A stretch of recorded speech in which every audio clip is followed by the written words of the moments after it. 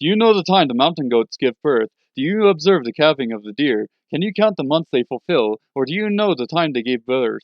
They kneel down, they bring forth their young, they get rid of their labor pains, their offspring become strong, they grow up in the open field, they leave and do not return to them. Who sent out the wild donkey free, and who loosed the bonds of the swift donkey, to whom I gave the wilderness for a home and the salt land for his dwelling place?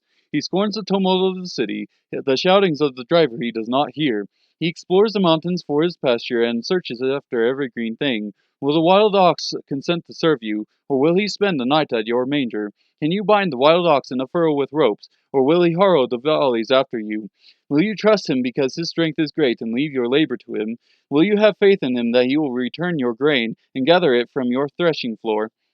The ostrich's wings flap joyously with the pinion and plumage of love, for she abandons her eggs to the earth and warms them in the dust, and she forgets that a foot may crush them, or that a wild beast may trample them. She treats her young cruelly, as if they were not hers. Though her labor be in vain, she is unconcerned, because God has made her forget wisdom, and has not given her a share of understanding. When she lifts herself on high, she laughs at the horse and its rider.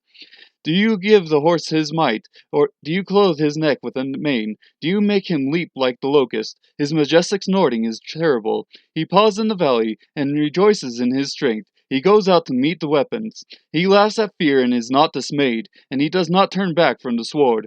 The quiver rattles against him, the flashing spear and javelin. With shaking and rage he races over the ground, and he does not stand still at the voice of the trumpet. As often as the trumpet sounds, he says, "Aha!" and he scents the battle from afar, and the thunder of the captains and the war cry. Is it by your understanding that the hawk soars, stretching his wings toward the south? Is it at your command that the eagle mounts up and makes his nest on high?